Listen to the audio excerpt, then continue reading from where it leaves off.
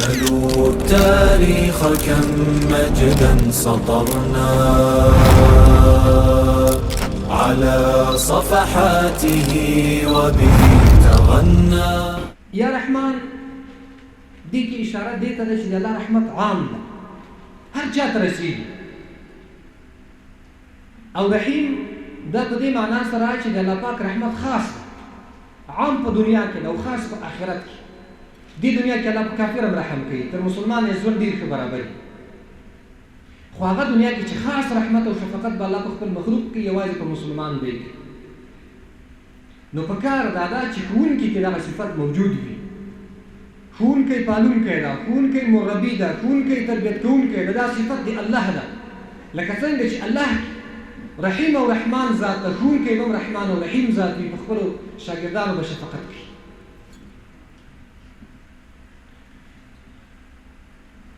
همدارنګې متعددو احادیثو کې پیغمبر علیه الصلاة والسلام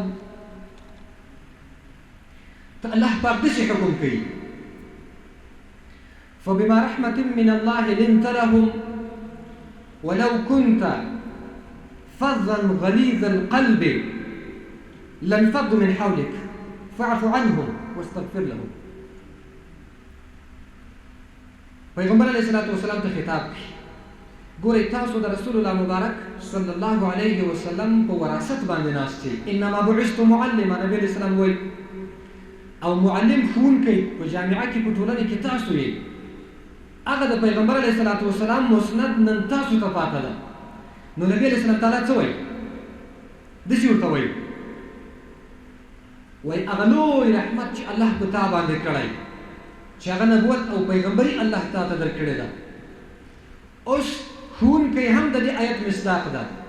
دغه لوی احسان چې الله په تا باندې کړی چې په دې ټولنه کې ته ښوونکی انتخاب کړی، ته مربي او تربیت کوونکی انتخاب کړی، ته د خپل پیغمبر په مسند باندې کېنولی. نو اوس ښوونکی به څه کوي؟ پیغمبر علیه السلام تعالی څه وایي چې ته څه وکړه؟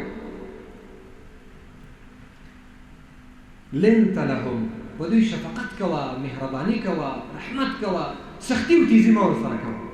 نو قدرمن ښوونکي ته له خپل شاګرد سره، له خپل محصل او متعلم سره نرمي کوه، په ډېرو ښو اخلاقو، په نرمو اخلاقو سره یې پویوه، تیزي مه ورسره کوه چې دغه استعداد هم مړ شي. یعنې ځینې استادان دومره سخت تیز او خشک وي چې شاګرد ورسره خبر نشي کولی، هغه ورنه پوښتنه نشي کولی، ځان نشي ترې پوه کولی. او اصل علم چې حاصلېږي په افهام او تفهیم. امام ابي حنیفه رضی الله تعالی عنه الله ویل، یو چا پوښتنه ترې وکوله چې دومره لوی مقام څنګه الله درکړ؟ وایي دوه کاره مې کړي، افاده او استفاده.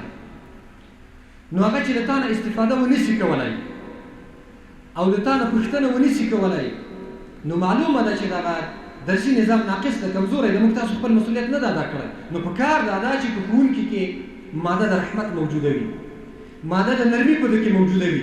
دی به له خپل شاګرد سره تیزي او زیاتی نه کوي، تیز الفاظ به نه ورسره وایي. پیغمبر علیه السلام تعالی وایي لنت لهم، نرمي کوه.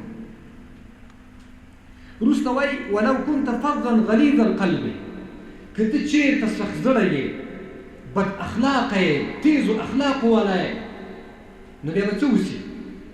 لانفضوا من حولک. دا څومره خلک چې په تا راټول دي دا به درنه ولاړ شي. بد اخلاقه کله ملګری دی؟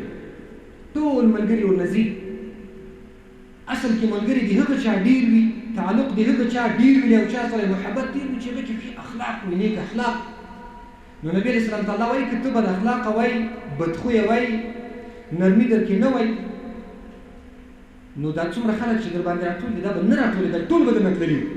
نو قدرمن معزز ښوونکی، کوم مقام او مرتبه چې الله تا ته درکړې، څومره شاګردان چې په تا راټول دي، له تا نه استفاده کوي، د عظیم خدمت د دین او د اسلام الله له تا نه اخلي، که بد اخلاقه شوې خلک به درنه ولاړ شي.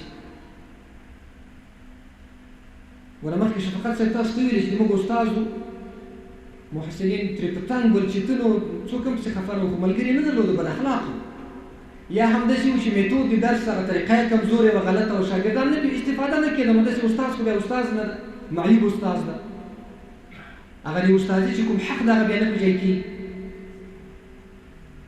وروسته بیا وایي فاعف عنهم واستغفر لهم، نبی علیه السلام ته وایي چې ګوره د تا صحابه کرام چې د تا شاګردان دي د رسول الله مبارک صلی الله علیه وسلم د مدرسې شاګردان دي که چېرته ته دوی ته معافي ونه کړې ښه اخلاق ورسره ونه کړې دوی به له تا نه ځي نو دوی ته معافي کوه او بښنه ورته کوله الله نه مغفرت ورته غواړه نو دا موږ تاسو ته درس د دې راکوي چې ښوونکی به ضرور به متعلم غلطي هم کوي شوخي به هم کوي کله به بېادبي هم ترې کېږي خصوصا واړه وي کشران وي نه پوهېږي عقل قاصر وي د استاد په قدر او په عزت او په احترام پوه نه یا پوه وي خو ځینې وخت کې دغه عقول او فطرتونه الله پاک مختلف پیدا کړي وي نو ضرور به د تاسو په صنفونو کې د تاسو شاګردان بېادبي کوي مقابل کې به څه کوو فاعف عنهم واستغفر لهم دوه کاره به یو خو دا چې ده ته به بښنه کوئ بل ته به د ده لپاره مغفرت هم غواړئ چې الله دا د ما شاګرد ده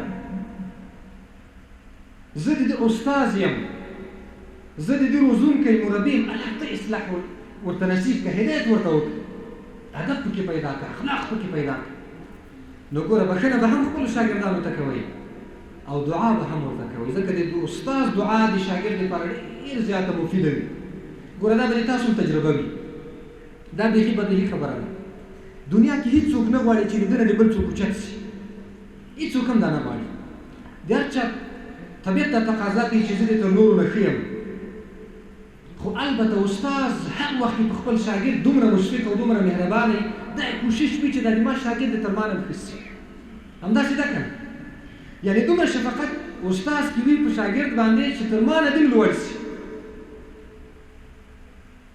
نو په کار دا ده چې استاد خپل شاګرد ته معافي وکړي او دعا ورته وکړي د هدایت او د صلاح او د فلاح دعا ورته وکړي وبه تغنى تهاب الأسد وطأتنا لأننا لغير الله كلا ما ركعنا